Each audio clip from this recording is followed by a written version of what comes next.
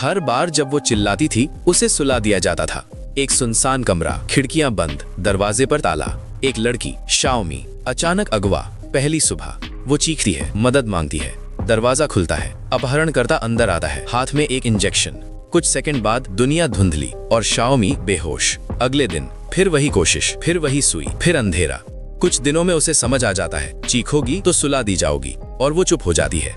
लेकिन अजीब बात यह है, वो आदमी उसे चोट नहीं पहुंचाता, बल्कि जब वो सोती है तो उसके बाल संवारता है, कमरे को साफ करता है, होश में हो तो गिटार बजाता है, जैसे कोई कैदी नहीं मेहमान हो। Xiaomi confuse. एक दिन वो पूछ ही लेती है, क्यों किया ये सब? पैसों के लिए। वो आदमी विलियम धीरे से मुस्कुराता है, कहता है, मुझे पैसे नहीं चाहिए, मुझे साथ चाहिए। कुछ दिन पहले बार में मुलाकात हुई थी, उसने दोस्ती का हाथ बढ़ाया, लेकिन शाओमी ने मजाक उड़ाया। विलियम का अतीत टूटा हुआ था, बचपन में हिंसा देखी थी, अकेलापन उसका साया बन चुका था। अब वो कहता है, मैं तुम्हें चोट नहीं पहुंचाऊंगा, बस रहो, बात करो। धीरे धीरे शाओमी का दिल पिघलने लगता है। वो अपना दर्द बताती है, अमीर घर पर अकेलापन, 2 टूटे हुए बचपन, एक कमरे में आमने सामने। और फिर विलियम अचानक उसके हाथों की रस्सी खोल देता है, कहता है, दरवाजा खुला है, अगर जाना है चली जाओ, मैं रोकूंगा नहीं। लेकिन शाओमी नहीं जानती, ये एक टेस्ट है। इससे पहले भी जिसने जाने की कोशिश की वो कभी वापस नहीं लौटी। कमरे में सन्नाटा, दरवाजा खुला है, आजादी सामने खड़ी है, कुछ सेकंड जो उसकी जिंदगी तय करेंगे। और तभी शाओमी दरवाजे की तरफ देखती है, फिर विलियम की तरफ, और कहती है, मैं नहीं जाऊंगी। लेकिन असली सवाल ये है, क्या उसने सही फैसला लिया, या वो अब और भी बड़े जाल में फंस चुकी है? अगर तुम्हें माइंड गेम थ्रिलर पसंद है तो ये कहानी आखिरी सेकंड तक तुम्हें सोचने पर मजबूर कर देगी।